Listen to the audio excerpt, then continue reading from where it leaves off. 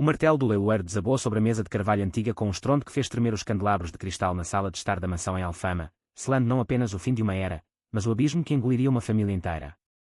João, o filho caçula, sentiu o ar fugir dos pulmões quando o advogado, com voz monocórdia e olhos frios como o Atlântico em inverno, pulou seu nome na leitura do testamento do pai, deixando-o como um fantasma invisível em meio aos herdeiros ruidosos.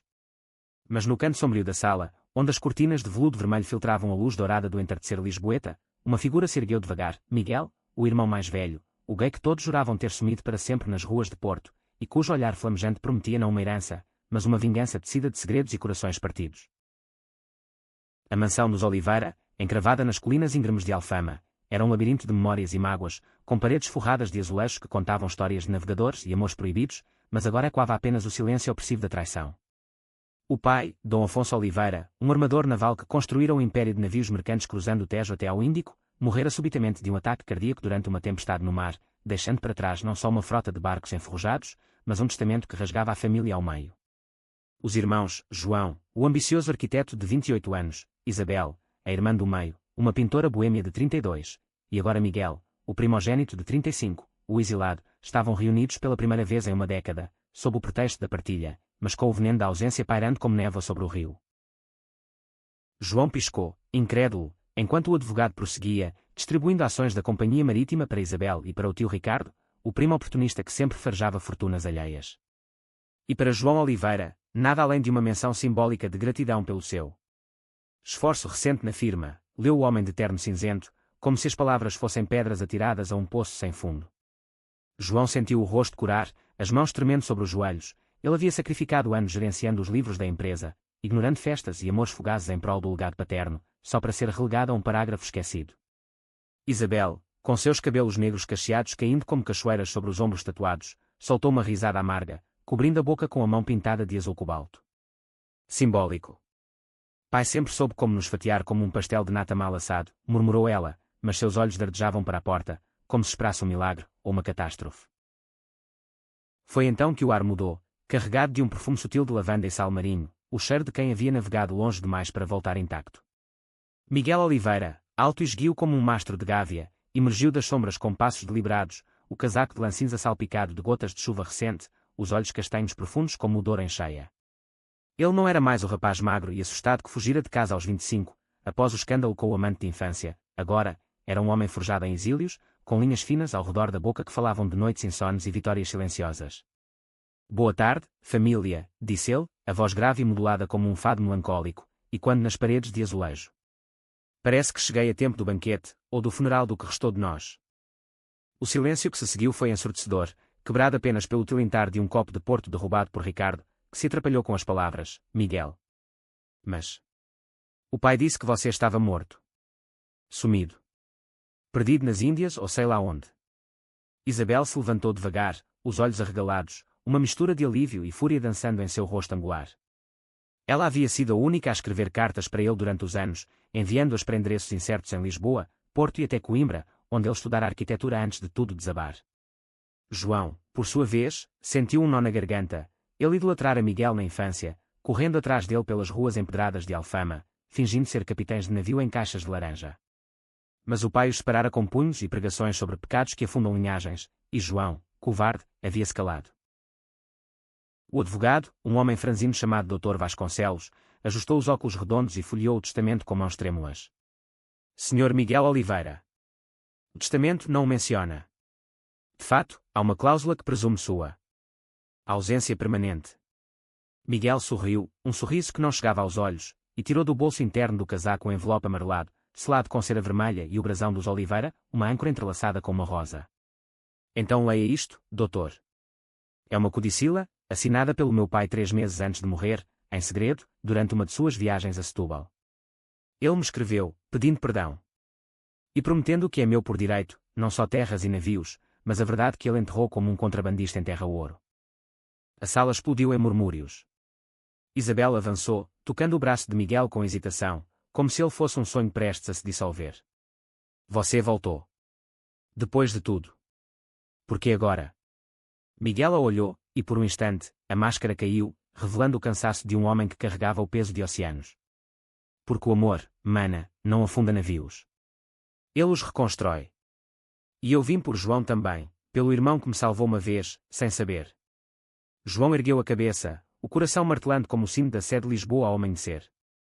Ele se lembrava vagamente daquela noite chuvosa, quando, aos 18, encontrara Miguel chorando no cais do Tejo, o rosto inchado de um soco paterno, e o abraçara em silêncio, prometendo segredo eterno. Mas o que Miguel não sabia era que, naquela mesma noite, João descobrira em si mesmo um eco daquela dor, um segredo próprio, um amor por um colega de faculdade que ele sufocara por medo do mesmo julgamento. Dr. Vasconcelos rompeu o selo com um estalo seco, e as palavras do codicil fluíram como vinho tinto derramado. Dom Afonso legava a Miguel não apenas 40% das ações da companhia, mas a mansão inteira, com a condição de que ele a transformasse em um centro cultural para artistas marginalizados, aqueles cujos amores o mundo ainda rotula de pecado, como o pai escrevera em caligrafia trêmula. O tio Ricardo urrou de raiva, batendo na mesa: "Isso é fraude." Afonso estava senil, delirando com remorsos de velho. Mas Miguel ergueu a mão, silenciando: "Não fraude, tio. Redenção. E se quiserem contestar, terão que cavar fundo, como eu cavei por anos, fugindo para as ruas de Porto, onde aprendi que família não é sangue, mas escolha." Enquanto o sol se punha sobre o Tejo, tingindo o céu de laranja e púrpura, a família se dispersou em cantos da mansão, cada um lambendo feridas frescas.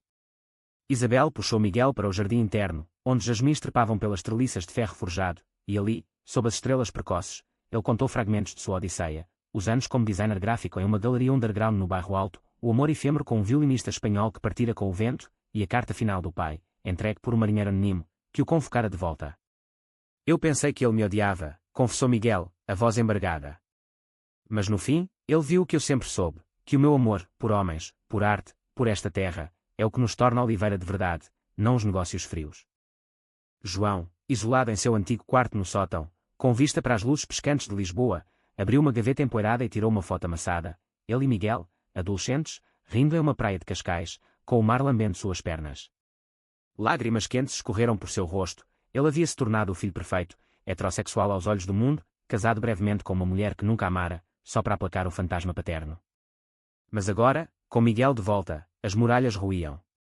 E no fundo de seu peito, um nome sussurrado: Rafael, o sócio na firma de arquitetura, cujos olhares demorados durante reuniões o faziam corar como um pôr do sol alentejano. A noite caiu sobre a Alfama como um manto de veludo negro, pontilhado pelo fado distante de uma taberna próxima, e com ela veio o primeiro sussurro de tempestade. Ricardo, o tio, conspirava no escritório com advogados inescrupulosos, tramando impugnações que poderiam arruinar não só Miguel, mas toda a família. Isabel, bebendo vinho do Douro sozinha na varanda, sentia o peso de sua própria solidão. Ela, a pintora lésbica que escondia amantes em ateliês escondidos de Belém, temendo o escândalo que destruíra o irmão. E Miguel, deitado na cama de solteiro que fora sua na juventude, sonhava com o passado, acordando suado ao som de risadas fantasmas. No dia seguinte, o sol de dezembro, fraco mas insistente, como a esperança teimosa dos portugueses, filtrava pelas janelas em arco, iluminando o café da manhã tenso na sala de jantar. Pães quentes e queijos de serpa enchiam a mesa, mas ninguém comia, os talheres tilintavam como sinos de alerta. "Precisamos conversar", disse Isabel, quebrando o gelo com sua franqueza habitual. "Miguel, por que não nos procurou antes? Eu escrevi cartas, mandei desenhos, até um quadro de ti com o Tejo ao fundo." Miguel baixou os olhos para o chá fumegante, as folhas dançando como memórias submersas. "Medo, mana. Medo de ser o defeito na âncora da família. Depois do que o pai fez, me expulsando como se eu fosse uma carga podre, eu me perdi em Porto, trabalhando em bares de fado, desenhando posters para artistas que cantavam sobre amores impossíveis. Encontrei um homem lá, António, um ceramista com mãos que pareciam esculpidas no barro do Alentejo. Ele me ensinou que amar não é crime, mas cura. Mas ele se foi, vítima de uma doença que o sistema ignora, e eu quebrei." João, sentado à cabeceira vazia onde o pai se instalava, sentiu uma pontada no peito. Ele conhecia essa quebra. Rafael, com seus cachos pretos e riso contagiante, havia-se tornado o centro de seu mundo secreto, reuniões noturnas em cafés de chiado onde conversas sobre projetos viravam confissões veladas. "Eu sinto muito, irmão", murmurou João, a voz rouca. "Eu devia ter-te defendido. Em vez disso, me escondi atrás de planos e prazos." Miguel ergueu o olhar, e ali, naqueles olhos castanhos, João viu não julgamento, mas um espelho, o reflexo de um segredo compartilhado. "Todos nos escondemos, João. Mas agora, com este testamento, o pai nos deu uma chance de emergir. A mansão como centro cultural. Imagine, exposições de arte LGBTQ+, fados queer, oficinas para jovens como nós éramos. Não herança de ouro, mas de almas. O tio Ricardo irrompeu na sala então, o rosto vermelho como vinho de colares, agitando papéis. Loucura. Isso vai afundar a companhia. Miguel, você sempre foi o fraco, o que mancha o nome Oliveira. Seu estilo de vida é uma vergonha para os mares que Afonso conquistou. As palavras caíram como chicotadas, e Isabel se levantou, derrubando a xícara. Estilo de vida. É amor, tio. Amor que você nunca entendeu, casado com sua fortuna e não com uma alma. Miguel, porém, permaneceu calmo, os punhos cerrados sob a mesa. Vergonha é esconder, Ricardo. Eu voltei para curar, não para ferir. Mas se quiser guerra, terá, e eu lutarei com verdades que o pai me confiou em segredo. A discussão se acalorou, vozes sobrepondo-se como ondas em tormenta, até que João interveio, batendo na mesa com uma autoridade que nem ele sabia possuir. Basta. Somos oliveiras, não piratas disputando tesouros. Miguel tem razão, o codicilo é válido, e contestá-lo só nos destruirá. Ricardo saiu bufando, prometendo advogados e escândalos nos jornais de Lisboa, mas o ar na sala mudou, carregado de uma aliança frágil. Isabel abraçou Miguel, sussurrando, bem-vindo de volta, irmão. Vamos pintar este futuro juntos. E João, pela primeira vez, permitiu-se sonhar, talvez, com Miguel ao lado, ele pudesse confessar a Rafael, transformar o medo em ponte sobre o Tejo. Mas as sombras da mansão eram longas, e segredos não se dissolvem com o amanhecer. Naquela tarde, enquanto Miguel explorava os sótãos empoeirados, revivendo fantasmas de brinquedos e mapas náuticos, ele encontrou uma caixa de madeira entalhada, trancada com uma chave que o pai lhe dera na codicila. Dentro, cartas amareladas, não só do pai, confessando remorsos por anos de rigidez católica herdada de avós madeirenses, mas de uma tia-avó, Rosa, uma poetisa lésbica que fugira para Paris nos anos 50, deixando um diário de amores proibidos. Eu fui como você, Miguel, escrevera o pai. Enterrei meu próprio coração por dever. Não faça o mesmo. Lágrimas embaçaram a visão de Miguel, ele, que pensara ser o primeiro a desafiar as correntes familiares, agora via que o sangue Oliveira pulsava com rebeldia às gerações. Do outro lado da casa, João caminhava pelas ruas de Alfama, o labirinto de escadas e varandas onde fados nasciam de mágoas antigas. Ele precisava de ar, de distância da mansão que sufocava como uma rede de pesca. Seus passos o levaram ao mirador de Santa Luzia, com suas glicínias roxas e vista para o castelo de São Jorge, onde casais, héteros, todos, se beijavam ao pôr do sol. Ali, ele tirou o telefone e discou para Rafael, o coração acelerado como um trem da linha de Cascais. Raf, preciso te ver. Agora. É sobre tudo. A voz de Rafael, quente como sol de Évora, respondeu, estou a caminho, João. O que quer que seja, enfrentamos juntos, como sempre devíamos ter feito.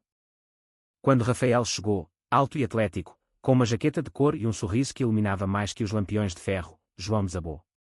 Sentados em um banco de pedra, com o Tejo serpenteando abaixo como uma fita de prata, ele confessou, o testamento, o retorno de Miguel, e o segredo que os unia, seu amor por Rafael, sufocado por anos de fingimento.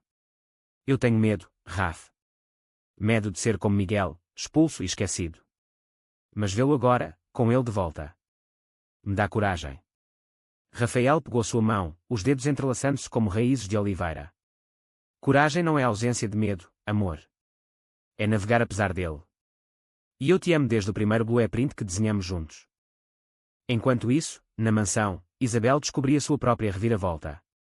Folheando velhos álbuns no estúdio do pai, ela encontrou esboços, não de navios, mas de retratos femininos, delicados e íntimos, assinados por Afonso em juventude. Uma nota colada, para Rosa, minha musa secreta. O pai, rígido e patriarcal, havia amado uma mulher como ela. Lágrimas caíram sobre o papel, e Isabel correu para o jardim, onde Miguel pintava um esboço rápido da vista. Pai era como nós, soluçou ela. Enterrado em segredos. Miguel a abraçou, irmão e irmã unidos na teia de heranças ocultas. Então honremos isso, Isa. Façamos desta casa um farol para os que se escondem. A noite trouxe a primeira verdadeira calmaria, com um jantar improvisado de bacalhau à brás e vinhos de Dão, onde risadas tímidas brotaram como flores após chuva. João chegou tarde, o rosto corado não só pelo vinho, mas pelo beijo roubado a Rafael no escuro de uma rua lateral. Ele contou à mesa, voz firme pela primeira vez, eu também amo um homem. Rafael. E não vou mais me calar. O silêncio foi breve, Miguel ergueu o copo, olhos brilhando. Bem-vindo ao clube, irmão. Agora somos invencíveis. Isabel riu, brindando, à família que escolhemos, e aos amores que nos salvam. Mas Ricardo não dormia. Em um escritório sombrio no Rossio, ele se reunia com detetives particulares, desenterrando o passado de Miguel, amantes em Porto, um breve caso com um político escandaloso, dívidas de uma galeria falida. Vou expor tudo, rosnou ele ao telefone. Eles acham que podem reescrever o testamento. Eu vou afundar esse barco que era antes que zarpe. A trama tecia-se nas sombras de Lisboa, enquanto na mansão, os irmãos Oliveira teciam laços de luz. Os dias seguintes foram um vórtice de preparativos e tensões. Miguel, com o codicilo em mãos, reuniu-se com arquitetos no Chiado para planejar o centro cultural, salas com paredes de vidro para exposições de arte trans, um auditório para performances de drag no estilo de Porto, e um jardim memorial para figuras LGBTQ+ portuguesas esquecidas, como o poeta António Boto. João, liberto de seu casulo, convidou Rafael para a mansão, e os dois passaram noites discutindo designs, não só de prédios, mas de vidas entrelaçadas. Vamos construir algo eterno, murmurava Rafael, traçando linhas em papéis espalhados, seus ombros tocando os de João em uma intimidade que curava anos de solidão. Isabel, inspirada, pintava furiosamente em seu ateliê improvisado, telas de azulejos quebrados recompondo-se em corações multicoloridos, simbolizando famílias fragmentadas. Mas a calmaria era ilusória. Cartas anônimas começaram a chegar, veneno em envelopes brancos, acusando Miguel de manipulação e ameaçando expor segredos sujos da família. Uma noite, durante o ensaio de fado no salão principal, com músicos locais tocando lamentos de Amália Rodrigues adaptados para vozes Quier, Ricardo invadiu, brandindo um dossiê. Aqui está a verdade, Miguel. Seu amante em Porto. Um ladrão que fugiu com fundos da galeria. E você, João? Casado e agora isso. Vocês vão arruinar o nome Oliveira nos jornais do Correio da Manhã. O salão congelou, guitarras silenciando como corações em pânico. Miguel enfrentou o tio, o rosto uma máscara de aço. Ladrão. António era um artista, vítima de um sistema que esmaga os nossos. E se expor isso, exponha também as cartas do pai, sobre como ele enterrou seu próprio amor por uma mulher, minha tia Rosa, para casar por dinheiro. Ricardo empalideceu, ele sabia das lendas familiares, mas não da profundidade. Isabel avançou, erguendo uma tela como escudo, saia daqui, tio. Sua ganância é o verdadeiro pecado. João, ao lado de Rafael, apertou a mão do amante, nós não nos curvamos mais. Ricardo recuou, mas o dano estava feito, sementes de dúvida plantadas. Naquela noite, Miguel confrontou João no terraço, o Tejo negro abaixo refletindo luzes da ponte 25 de Abril. Você confia em mim, irmão? Ou o que o tio disse te faz duvidar? João hesitou, o peso da herança caindo sobre ele. Eu confio. Mas... e se o codicila for contestado? Perderemos tudo. Miguel sorriu tristemente. Perder herança não é perder família. Eu voltei por vocês, não por ouro. E há mais, o pai deixou uma carta para você, João. Sobre seu próprio segredo, ele sabia de Rafael, há anos, e aprovava em silêncio. A revelação abalou João, ele chorou como criança, abraçando Miguel sob as estrelas. Mas o clímax se aproximava como uma galerna no Atlântico. Dias depois, um tribunal em Lisboa marcou uma audiência para validar o codicila, e Ricardo mobilizou a imprensa, pintando Miguel como um filho pródigo manipulador, em manchetes sensacionalistas. A família se uniu, Isabel organizou uma vigília de artistas no Rossio, com performances que ecoavam pelas arcadas, contando histórias de amor que era em Portugal, Safa em Évora a paradas modernas no Marquês de Pombal. Rafael, ao lado de João, desenhou banners que transformavam azulejos tradicionais em símbolos de orgulho. Na véspera da audiência, uma reviravolta, Miguel recebeu uma visita inesperada, o filho legítimo do pai, um jovem de 22 anos chamado Tomás, criado em segredo em Coimbra por uma amante do armador. Meu pai, seu pai, me falou de você antes de morrer, disse Tomás, olhos verdes idênticos aos de Afonso. Ele queria que eu ajudasse a proteger o codicila. Eu sou prova de seus erros. E de sua redenção. Tomás, abertamente gay e ativista em uma ONG de direitos LGBTQ+, no Alentejo, trouxe documentos irrefutáveis, testemunhas da assinatura, inclusive ao marinheiro que entregara a carta. O tribunal, uma sala austera no Palácio da Justiça com vistas para o Terreiro do Paço, fervilhava de repórteres e curiosos. Ricardo apresentou seu caso com veemência, acusando fraude e influências morais degeneradas. Mas quando Miguel subiu ao pódio, sua voz ressoou como um hino, Senhor Juiz, esta não é uma disputa por bens. É por almas. Meu pai, Dom Afonso, navegou oceanos, mas o maior naufrágio foi o de sua rigidez. Ele me escreveu, filho, AMS em correntes. é o que nos faz eternos. Ele leu a codicila, e então chamou Tomás, o irmão perdido, que testemunhou com lágrimas: Afonso me criou em segredo, mas me ensinou com paixão. Apoio Miguel Fully. O juiz, um homem idoso com sotaque minhoto, ponderou em silêncio, o sol filtrando pelas janelas altas como uma bênção. O codicila é válido, declarou enfim, o martelo caindo não como sentença de morte, mas de renascimento.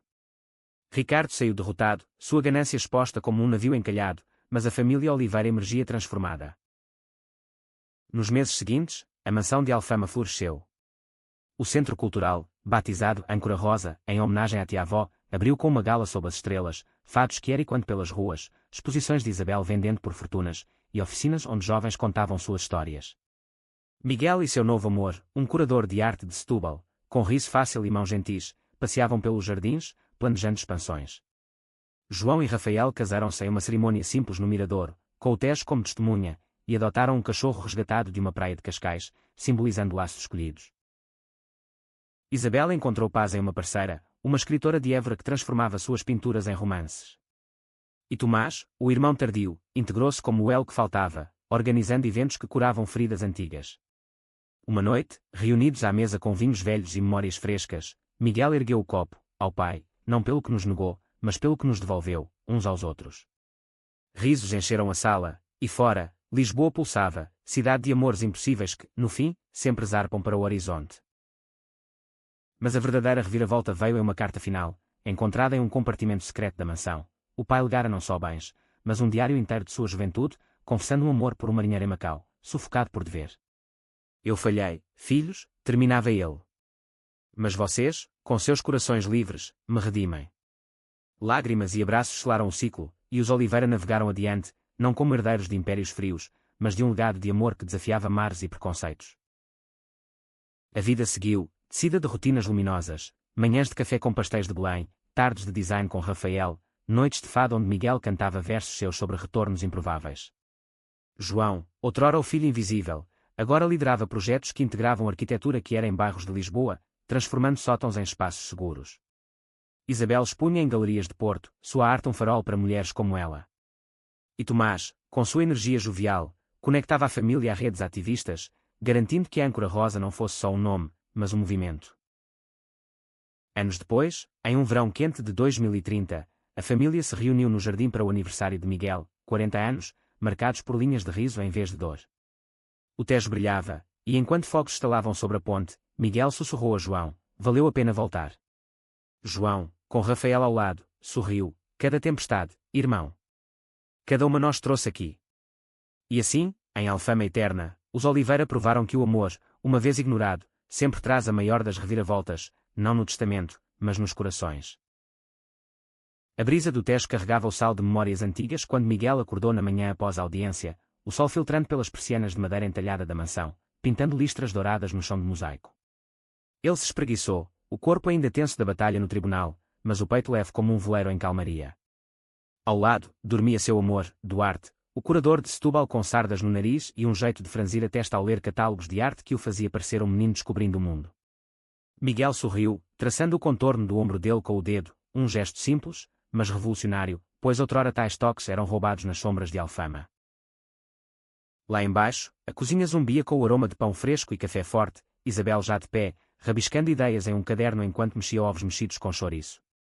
Bom dia, regressado, brincou ela, os olhos inchados de uma noite curta, mas brilhantes de vitória. O Correio da Manhã te pôs na capa, o irmão perdido salva o legado Oliveira. Ricardo deve estar engolindo o uísque como se fosse leite de cabra. Miguel riu, servindo-se de uma fatia de pão. Deixa-o engolir. Hoje, plantamos as sementes do centro. O arquiteto chega às 10. João desceu então, Rafael a tiracolo, os dois com olhares cúmplices que faziam Isabel revirar os olhos em fingida exasperação. Vocês dois são piores que um casal de pombos no Rocio, zombou ela, mas seu tom era afetuoso, um bálsamo para anos de silêncios. O dia se desdobrou em reuniões febris no salão principal, transformado temporariamente em escritório com mesas improvisadas de caixotes de vinho. O arquiteto, uma mulher trans chamada Sofia de Coimbra, com cabelos curtos tingidos de azul e ideias que fluíam como um mondego, esboçava planos. Aqui, uma galeria aberta para o jardim, com painéis solares inspirados em velas de caravelas, energia renovável para amores renovados. Rafael, inclinando-se sobre os desenhos, adicionava toques e rampas acessíveis, com azulejos que contam histórias quer portuguesas, de Fernão Mendes pinta drag queens modernas. João observava, orgulhoso, sentindo o orgulho de finalmente alinhar sua vida profissional com o coração. Mas no fundo, uma inquietude roía. Tomás, o irmão bastardo, havia desaparecido após o tribunal, deixando apenas uma mensagem vaga sobre assuntos pendentes em Coimbra. Ele está bem? Perguntou João a Miguel durante o intervalo, enquanto bebiam sumo de laranja fresca no pátio. Miguel encolheu os ombros, o olhar distante como o horizonte marinho. Tomás carrega pesos que nem o pai revelou. Ele me disse que Afonso o criou com histórias de mares, mas também de culpas, uma mãe abandonada, uma herança negada. Talvez precise de tempo. A conversa foi interrompida por uma batida na porta, um mensageiro com um pacote anónimo, endereçado a Miguel. Dentro, um livro antigo de poesia, obras de António Boto, o poeta gay de Lisboa dos anos 20, com páginas marcadas em versos sobre amores, sodomitas e divinos. Anexada, uma nota datilografada: cuidado, regressado. Nem todos os mares são navegáveis. R. O estômago de Miguel revirou, Ricardo não se renderia fácil. Enquanto isso, em um café escondido no bairro Alto, Tomás se encontrava com contatos de sua ONG, o rosto sombrio sob o chapéu de feltro. Ele havia descoberto mais. O pai não só o concebera em um caso fugaz, mas deixara uma apólice de seguro em seu nome, escondida em um banco de Évora. Se Ricardo souber, usará contra nós, confidenciou ele a uma amiga ativista, uma lésbica de cabelos vermelhos chamada Lena. Mas eu tenho provas, extratos, cartas. É hora de virar o jogo de vez. Lena assentiu, servindo-lhe um copo de ginginha. Faça-o com cuidado, Tomás. Essa família é um novelo de serpentes e rosas. De volta à mansão, a tarde trouxe uma surpresa luminosa, uma visita de vizinhos de Alfama, senhoras idosas com chalos bordados que haviam conhecido o pai em bailes de fado. Ouvi do Centro Cultural, disse uma delas, Dona Maria, com olhos enrugados como passas de figueira da Foz. Meu neto é como vocês, ama quem ama. Traga luz para as sombras, menino. Elas deixaram cestas de figos e amêndoas, e Isabel, tocada, esboçou retratos delas ali mesmo, capturando rugas que contavam histórias de viúvas e amantes secretas. Veja, Miguel, disse ela depois, sozinhas no ateliê. Não somos monstros isolados. Lisboa pulsa com corações como os nossos. Mas a noite desceu com trovões, literal e figurados. Uma tempestade atlântica varreu o Tejo, relâmpagos iluminando a mansão como holofotes de julgamento. Miguel e Duarte, enroscados no sofá com um livro de contos de Essa de Queiroz, foram interrompidos por uma chamada. João, voz trêmula do Hospital de São José. Rafael. Acidente. Um carro derrapou na chuva, na marginal. Ele está estável, mas... Venham. O mundo de João desabou em segundos, ele seguiu a ambulância de táxi, o coração um tambor de pânico, lembrando o beijo matinal, promessas de futuro. No hospital, cheiro de desinfetante e lamentos abafados, Rafael jazia com o braço engessado e cortes no rosto, mas acordado, sorrindo fraco. Foi o tio, João. Ricardo. Ele me seguiu, gritou insultos na rua, ladino, corruptor, e quando parei, o carro veio. João desmoronou ao lado da cama, segurando a mão de Rafael, lágrimas misturando-se ao soro. Miguel chegou logo, com Isabel, e a fúria os uniu. Isso acaba agora. Eles chamaram a polícia, registrando a ameaça, mas Rafael sussurrou, não por vingança, amor. Por justiça, para que outros não temam. Amanhã trouxe investigadores ao hospital, e Ricardo foi convocado para interrogatório. Em pânico, ele confessou parcial, eu só queria assustá-lo, mostrar que não tolero. Isso na família. Mas as provas de Tomás surgiram oportunas, o jovem rompeu na delegacia com o dossiê do seguro, revelando que Ricardo havia desviado fundos da companhia anos antes, usando o nome do pai para fraudes. Você é o verdadeiro ladrão, tio, disse Tomás, voz firme como o granito do Douro. O juiz, o mesmo do Codicila, acelerou, prisão preventiva para Ricardo, e restituição de bens desviados ao Centro Cultural. A reviravolta fortaleceu os laços. Rafael, recuperando-se na mansão, tornou-se o coração das renovações, desenhando de gesso e papel. Miguel e Duarte organizaram uma exposição de emergência, Amores Tempestuosos, com obras de artistas que é sobre resiliência, inaugurada sob arco-íris pós-chuva.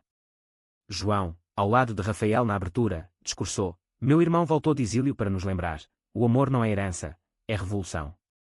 A multidão aplaudiu, e no canto, Dona Maria sussurrou a Isabel, vocês são os novos navegadores. Mas segredos ainda fermentavam.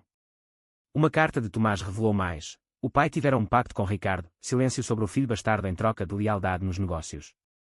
Ele me protegeu à sua maneira, escreveu Tomás. Agora, eu protejo vocês. Integrado, ele trouxe Lena como sócia, transformando o centro em hub para ativismo alentejano-lisboeta.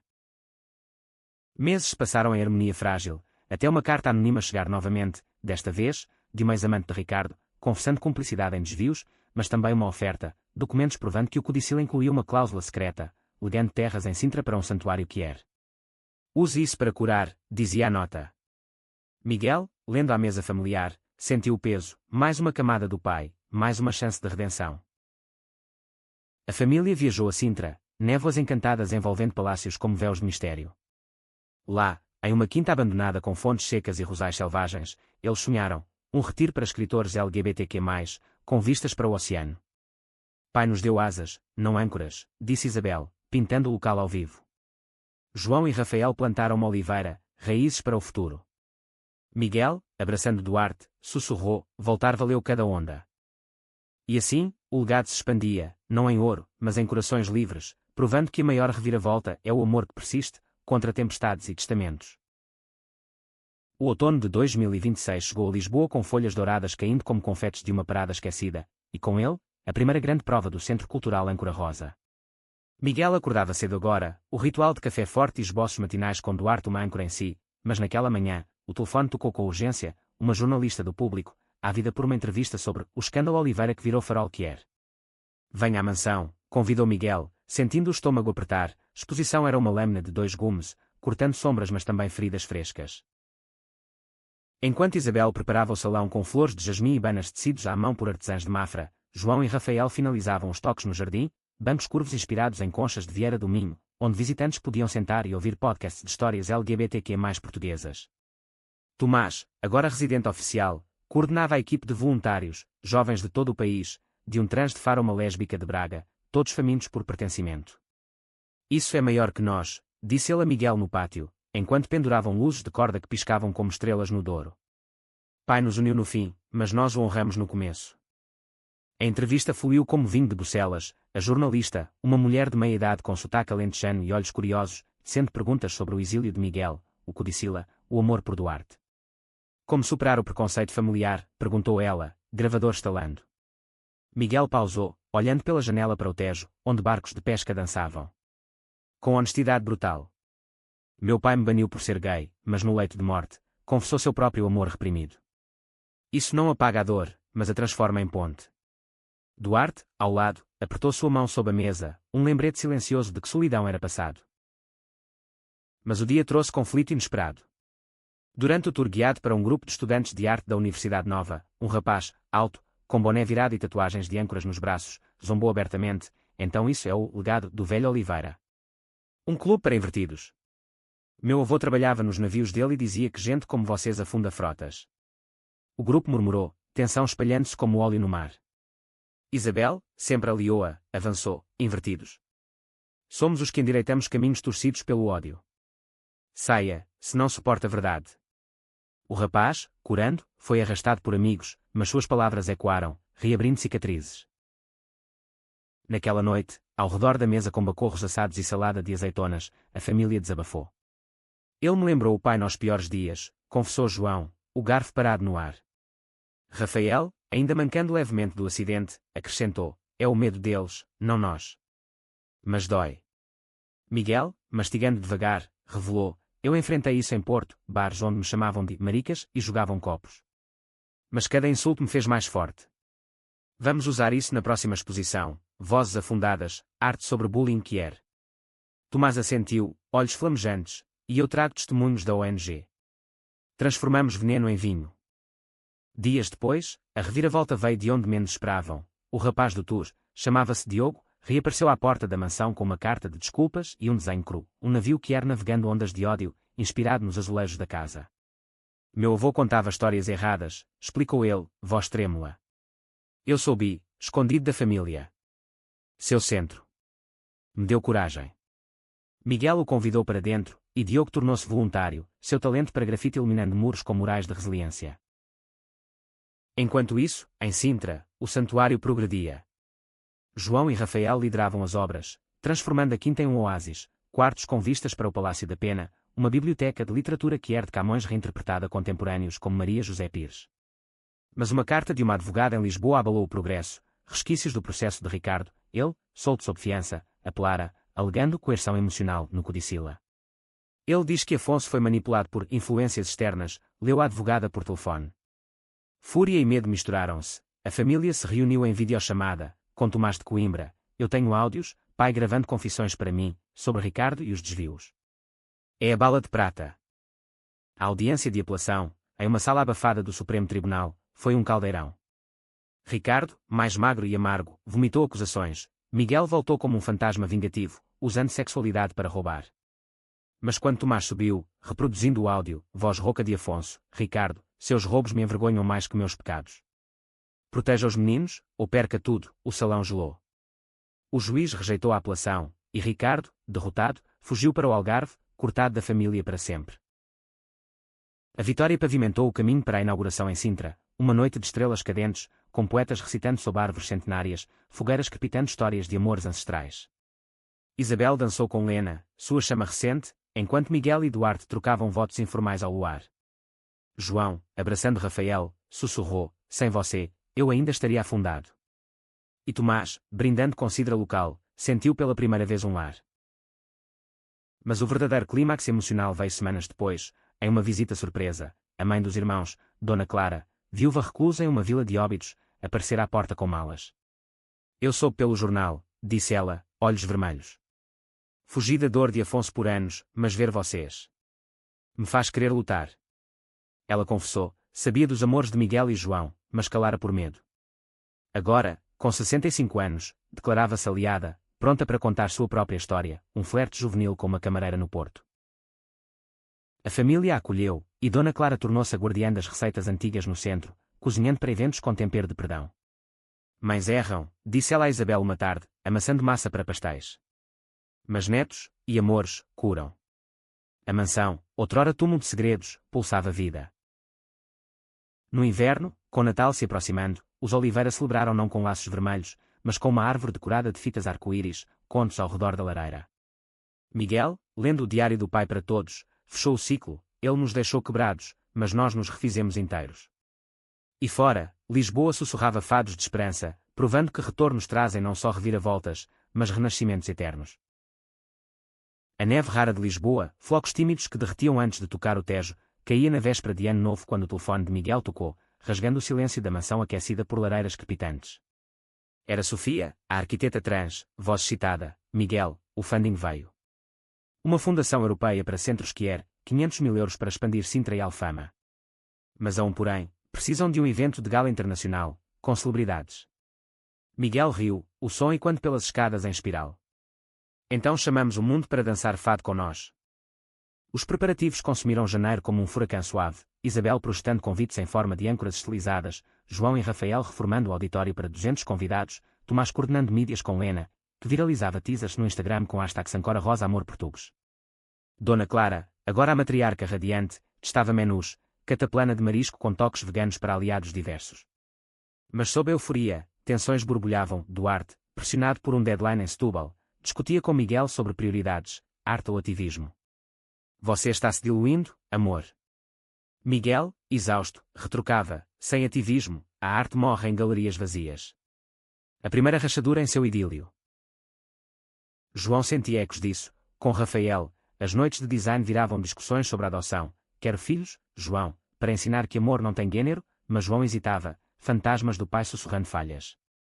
E se não formos o suficiente, confessava ele encaminhadas pelo chiado, onde vitrinos de livros piscavam convites. Rafael parava, beijando sua testa, somos o suficiente porque escolhemos ser. A gala, marcada para fevereiro em Alfama, prometia glamour, um cantor de fado lésbico de Coimbra, uma drag queen de Porto performando essa de Queiroz em Lipe SYNC, e uma embaixadora europeia prometendo discursos. Mas na véspera, o caos, uma inundação no porão da mansão, causada por canos velhos, destruiu arquivos de arte de Isabel. Meu trabalho de anos, soluçou ela, joelhos no chão lamacento. A família mergulhou na limpeza, mãos enlameadas unindo os mais, e Diogo, o ex-sompeteiro agora leal, apareceu com suprimentos e mãos fortes. Deixe comigo, mana. Eu sei de reparos, aprendi com o avô nos navios. Duarte, arrependido da briga, ajudou a secar telas, sussurrando a Miguel: perdão. Você constrói pontes, eu só catalogo relíquias. Eles se reconciliaram sob a chuva, um beijo salgado que selava promessas.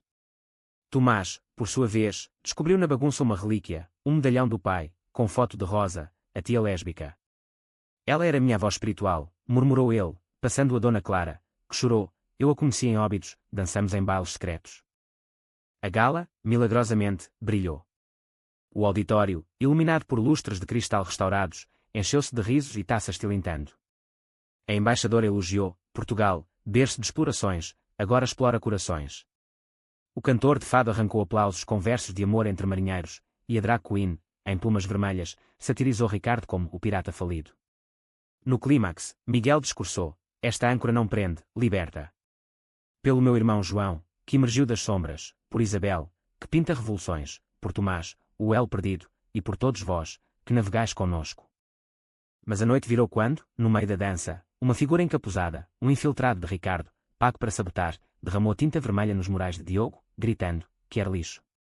O salão parou, mas em vez de pânico, solidariedade explodiu, convidados limpando com guardanapos de linho, Isabel improvisando arte viva no chão, João e Rafael detendo o homem até a polícia chegar. Vocês são família, disse a embaixadora, doando extra. O incidente viralizou positivamente, resiste Ancora, atraindo mais funding. Pós-gala, rachaduras se aprofundaram. Duarte recebeu uma oferta em Barcelona, curadoria de um museu de arte moderna. É carreira, Miguel. Mas e nós? A conversa, no Jardim Nevado, foi crua. Vá, se for seu sonho. Eu esperei oceanos, espero mais. Mas o medo de perda mordia. Similarmente, João confrontou seu. Em uma sessão com um terapeuta que era de Belém, ele admitiu: temo repetir o pai, amar, mas falhar nos filhos. Rafael, paciente, propôs: adotemos um cachorro primeiro. Passos, amor. Isabel, lidando com burnout, viajou para Évora com Lena, onde vinhas antigas inspiraram uma série de pinturas sobre raízes lésbicas portuguesas. Você me ancora, escreveu ela em uma carta a Miguel. Tomás, mergulhado em pesquisas, desenterrou mais. O pai financiara secretamente uma casa de acolhida para jovens que era em Lisboa nos 90s, sob pseudonimo. Ele era aliado no escuro, compartilhou ele na família. Dona Clara, cozinhando, acrescentou: e eu, cega por tradição, agora vejo. A primavera brotou com renovações, o porão virou espaço de terapia, com psicólogos voluntários. Mas o ápice veio em maio, com o PRID de Lisboa. A âncora Rosa liderou uma parada, flow temático de caravelas arco-íris, com fado ao vivo. Miguel marchou ao lado de Duarte, que recusara Barcelona: meu museu é aqui, contigo. João e Rafael anunciaram planos de adoção, corações leves. Isabel performou uma instalação viva no Marquês de Pombal, corpos pintados como azulejos quebrados se recompondo. No fim da parada, exaustos e eufóricos, eles se reuniram no mirador da Senhora do Monte, cidade aos pés. Irmão, disse João a Miguel, seu retorno não só virou o testamento, virou nós. Miguel, abraçando todos, respondeu: e o amor, esse sim, é a herança eterna. Sob fogos do Tejo, Lisboa testemunhava: preconceitos caem, mas laços renascem, mais fortes que qualquer mar. O verão de 2027 queimava Lisboa com um sol impiedoso, transformando o Tejo em espelho de fogo, e com ele, o centro âncora Rosa fervilhava como nunca, workshops diários de escrita que era para adolescentes de subúrbios como uma Dora, exposições rotativas de artistas transdominho, e noites de fado onde vozes não binárias reescreviam Amália em hinos de identidade. Miguel, agora diretor oficial, sentia o peso glorioso, mas uma carta chegada por correio expresso o ancorou de volta à terra, de Ricardo, de um exílio autoimposto no Algarve, pedindo paz e uma reunião. Eu errei, sobrinho. Deixe-me reparar, antes que o câncer me leve. A notícia caiu como uma bomba na reunião familiar semanal, no pátio sombreado por pérgolas de buganvílias. Isabel bufou: reparar. Ele quase matou Rafael. Dona Clara, sempre a pacificadora, ponderou: sangue é sangue. Ouça-o, Miguel, mas proteja seu coração. João, equilibrado por meses de terapia, assentiu: talvez redenção vá dos dois lados. Como o pai nos deu. Duarte, prático, sugeriu: encontre-se em terreno neutro, um café em Cascais, longe da mansão. Tomás, cético, avisou: eu chequei, ele está doente, mas ainda tem contatos duvidosos. Cuidado. A reunião aconteceu em um café à beira-mar de Cascais, ondas lambendo areias douradas como lambidas de arrependimento. Ricardo chegou curvado, pele amarelada e olhos fundos, um fantasma do tio bombástico de outrora. Câncer de pulmão, murmurou ele, acendendo um cigarro com mãos trêmulas, ironia cruel para um homem que fumara segredos por décadas. Eu vi não por bens, mas por confissão. Desviei fundos para bancar vícios, apostas em Macau, amantes em segredo. Afonso soube, mas calou por família. E você, Miguel? Eu te odiei porque via nele, o fraco que eu temia ser.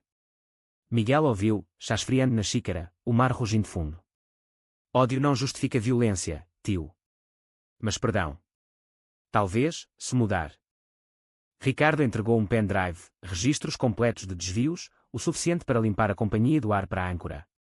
Use para o bem. E me perdoe, antes que eu parta. Lágrimas escorreram pelo rosto enrugado. Miguel, coração partido mas inteiro, apertou sua mão. Volte para a família, tio. Não como herdeiro, mas como homem. A reviravolta, um vilão virando aliado, espalhou ondas. Ricardo doou terras no Algarve para um capítulo sul da âncora, morrendo meses depois em paz, com Dona Clara ao lado. Mas enquanto um laço se tecia, outro se desfazia. Duarte, pressionado por invejas profissionais, colegas em Setúbal sussurrando que ele abandonara a carreira por capricho que era, explodiu em uma discussão pós-evento. Você me transforma em acessório, Miguel. O curador do centro gay. Miguel, ferido, retrucou, e você me vê como prisão. Vá, então. Duarte partiu para um retiro em Tavira, deixando um vazio como marés baixas. A dor de Miguel ecoou na família. Isabel, sentindo o eco de suas próprias separações passadas, o arrastou para uma viagem a Óbidos, vila medieval de livros e lendas. Lá, entre feiras literárias, ele encontrou consolo em um poeta local, um homem de 40 anos chamado Vasco, com barba grisalha e versos sobre amores efêmeros. Perda não é fim, é espaço para novo, disse Vasco em um café com vista para muralhas.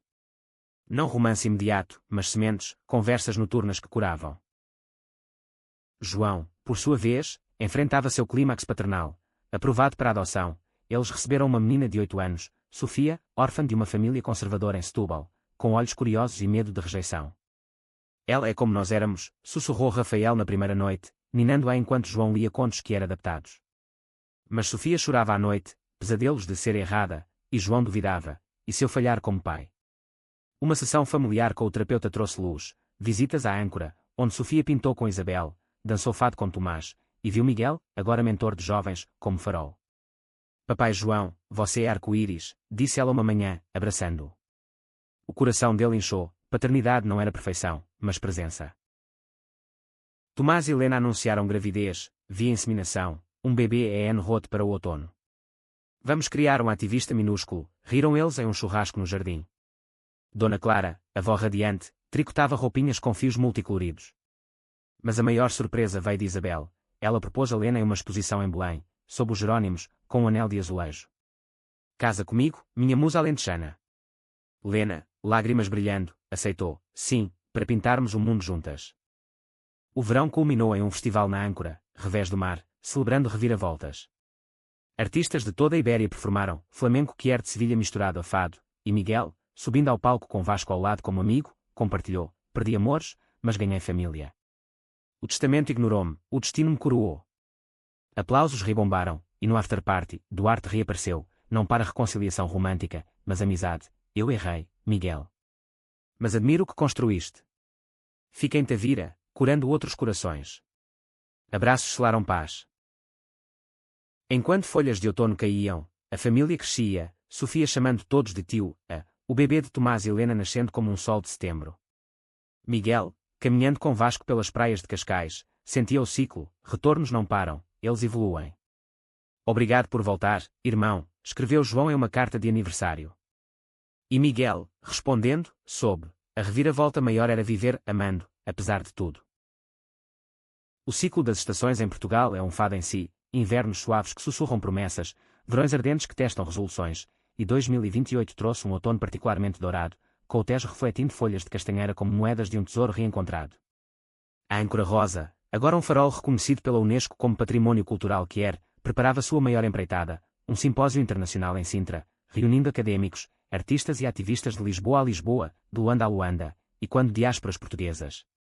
Miguel, barba agora salpicada de grisalho, coordenava com Vasco, cujo romance nascente florescera em parcerias criativas. Vamos mapear amores coloniais reprimidos, propunha Vasco, traçando rotas em mapas antigos. Mas o passado, como marés teimosas, voltava a lamber as praias da família. Uma manhã chuvosa, enquanto Dona Clara assava bolos de amêndoa para o simpósio, um envelope selado chegou, selo oficial do Ministério da Cultura, convidando os Oliveira para uma condecoração póstuma a Dom Afonso, pioneiro anónimo de causas sociais. Ironia doce, o homem que baniu o filho gay, agora homenageado por filantropia secreta. Ele nos daria um só que se soubesse, riu Isabel, grávida de 3 meses com Lena, uma surpresa planejada após o casamento. Mas Miguel ponderou, ou choraria de orgulho. Vamos aceitar, por ele, e por nós. A cerimônia no Palácio Nacional de Sintra, com tetos mudéjar e tapeçarias tecidas de histórias mouras, foi um turbilhão emocional.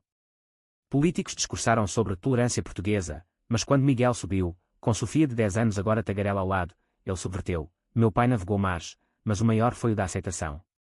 Ele errou, mas redimiu-se em silêncio. Hoje, honramos não o armador, mas o homem que, no fim, quis que amássemos livres. Aplausos ecoaram, e Dona Clara, lendo uma carta do pai encontrada recentemente, perdoem-me, Clara, por rigidez que matou alegrias, desabou em lágrimas coletivas. João e Rafael, pais de Sofia e agora de um menino adotado, Tomás Júnior de 2 anos, sentiram o peso da herança. Somos os guardiões agora, disse João a Rafael em uma caminhada pelos jardins de Queluz, fontes borbulhando como risos infantis. Mas uma sombra pairava: Sofia, na escola em Alfama, enfrentava bullying, filha de viados, sussurravam coleguinhas influenciadas por pais retrógrados. Por que me odeiam, papai? Perguntou ela uma noite, olhos grandes como azeites. João, coração partido, levou-a à âncora, onde Diogo, agora artista residente, ensinou grafite. Ódio é medo disfarçado, pequena. Pinta sua verdade. Sofia criou um mural, uma família de arco-íris navegando ondas, que viralizou, inspirando uma campanha escolar contra a homofobia. Tomás e Helena, com o bebê Luana dormindo no berço, expandiam a ONG para o norte, um centro em Porto, financiado por royalties de livros de Lena sobre maternidade queer. Nossa filha será fada e flamenco, brincava Tomás, mas confidenciava a Miguel: às vezes, sinto o fantasma do pai, não como vilão, mas como menino assustado. Miguel, sábio com anos, respondia: todos somos. Mas nós cantamos além do lamento. Isabel, barriga arredondada, pintava uma série magna, Herdeiras do Tejo, retratos de mulheres LGBTQ+ portuguesas, de rainhas esquecidas a ativistas modernas, exposta na gala do simpósio. Mas o clímax veio durante o evento, um debate acalorado sobre legados coloniais e identidades queer, onde um académico conservador de Coimbra acusou: vocês romantizam pecados para ganhar subsídios europeus. O salão murmurou, mas Miguel interveio: vós como mar em calmaria, pecados. Amores. E legados não são ouro saqueado, mas histórias ressuscitadas. Vasco, ao lado, apresentou um paper sobre amores homoeróticos em Crônicas de Vasco da Gama, virando o debate em diálogo. No jantar de gala, sob estrelas de Sintra, Duarte reapareceu, agora casado, mas amigo fiel, trazendo um presente, uma escultura de âncora rosa para o jardim. Você me libertou para amar de verdade, disse ele, abraçando Miguel. Lágrimas fluíram, e Vasco, sussurrando ao ouvido de Miguel: ele te devolveu a mim. O romance deles, lento como vinho envelhecido, selou-se ali, um beijo sob o luar, testemunhado por família aplaudindo. Mas a reviravolta final, profunda como o oceano, veio em dezembro, com o 10º aniversário do retorno de Miguel. A família alugou uma casa em Comporta, praias selvagens do Alentejo, para uma semana de retiro. Ali, ao redor de fogueiras na areia, segredos derramaram. Dona Clara confessou um amor atual, por um viúvo de Évora metido em livros queer. Sofia performou um monólogo sobre ser arco-íris na escola. Tomás Júnior gatinhou rindo, unindo gerações. E Miguel, com Vasco, leu trechos do Diário do Pai para todos: meus filhos, há mãe sem âncoras que prendam. Eu prendi, vocês voem. Na última noite, com ondas cantando hinos ancestrais, João ergueu uma concha ao mar, pelo irmão ignorado no testamento, que trouxe a maior herança, nós, inteiros. Risos e prantos misturaram-se ao sal, e Miguel, abraçando o grupo, soube: a volta não fora só sua, mas de todos, de corações outrora afundados, agora navegando livres. Anos se seguiram em tapeçaria rica, a âncora expandiu para ilhas, um alposte em madeira para diásporas atlânticas. Isabel publicou um livro ilustrado que virou best-seller. João e Rafael fundaram uma firma de arquitetura inclusiva, premiada em Veneza. Tomás liderou reformas legais para adoções queer. Lena escreveu hinos maternos. Dona Clara, nonagenária radiante, contava fados em eventos, sua voz um fio de prata ligando passado a futuro. E Miguel, com Vasco, adotou um adolescente fugido de Beja, ensinando não só arte, mas sobrevivência emocional. Você salvou a família, disse Vasco uma aurora no Tejo. Miguel sorriu, nós nos salvamos. O testamento foi só o gancho, o amor, a linha. Assim, em Portugal eterno, onde mares sussurram segredos e azulejos contam verdades, os Oliveira provaram, ignorados uma vez, eles reescreveram o destino, com corações como bússolas, apontando sempre para casa.